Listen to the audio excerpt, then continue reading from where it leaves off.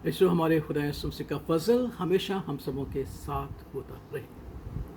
यीशु एक पुरानी कहावत है कि एक उस्ताद ने जब अपने शागिर्दों को सनद देनी थी तो उसने आखिरी इम्तिहान उनका लिया, उन्हें कुछ खुराक दी और कहा ये खुराक वहाँ आपने जाकर खानी है जहाँ आपको एहसास हो कि खुदावन आपको नहीं देखा। सब शागिर्द चले गए, लेकिन एक शागिर्द 5-6 मिनट के अंदर वापस आ गया और उस्ताद के सामने बैठ गया।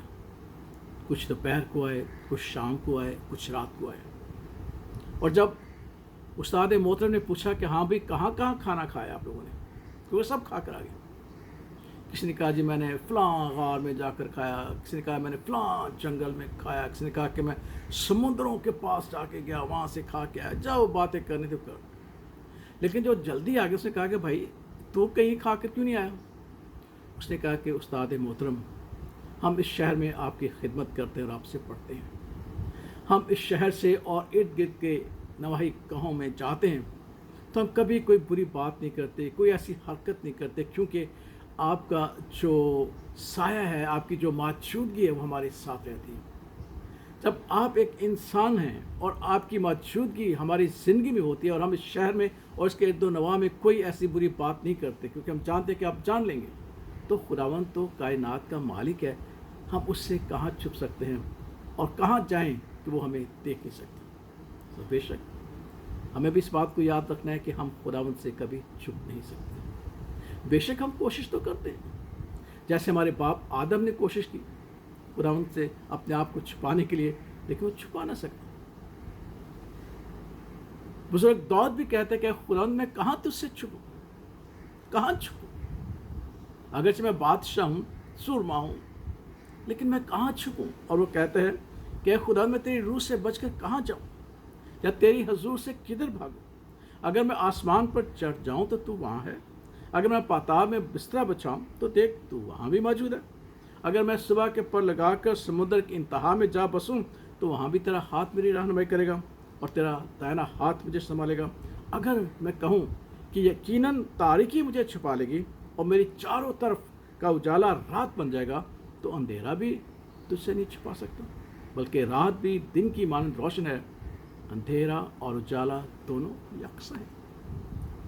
दाऊद ने कहा कि ए खुदा मैं तुझसे नहीं छुप सकता, क्योंकि समुद्रों में, पतालों में, दुनिया के दूसरे कोने में तारीकी, हत्ता के मौत की तारीकी से भी मैं तुझसे नहीं छुप सकता, क्योंकि तेरे नज़दीक तारीकी और उजाला एक जैसे है। यीशु हमें खुदावंद से कभी नहीं छुपना।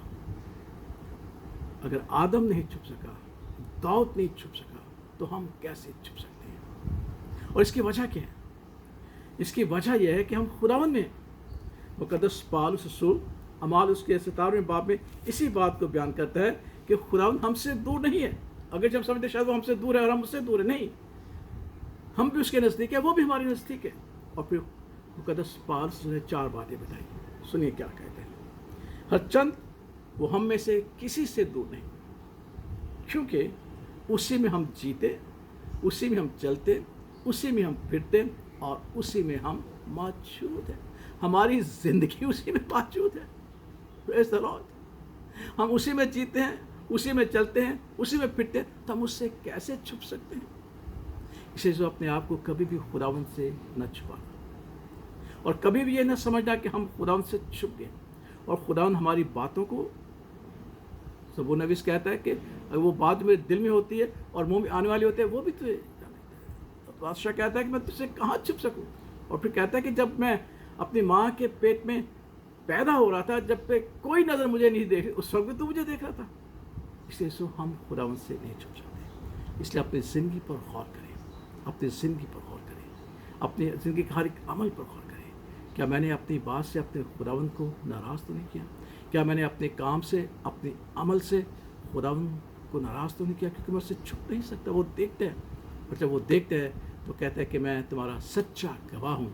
अगर तुमने मेरे साथ कोई बात करनी चाहिए तो मैं कहूँगा कि नहीं, तुमने ऐसा किया। इसलिए अपनी ज़िंदगी पे गौर करते हुए अपनी ज़िंदगी के हर एक लम्हे में ये महसूस कीजिएगा खुदा मेरे साथ है।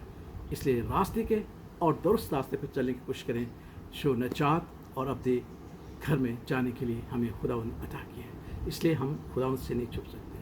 اس بات کو یاد رکھیے گا، اپنے آپ کو اس کے سامنے پیش کریں اور کہیں میں راکھ اور خاک میں بیٹھ کر توبہ کرتا ہوں، اے خداوند میں تجھ سے چھپ نہیں سکتا، میری ہر ایک بات، میرا ہر ایک کام، میرا ہر ایک عمل تیرے نزدیک ہے، اس لیے مجھے ہر ایک بدی اور گناہ سے بچانا، تاکہ میں تیری راست بازی کو جو تو نے بخشی ہے اسی میں قائم رہ کر زندگی بسر کروں۔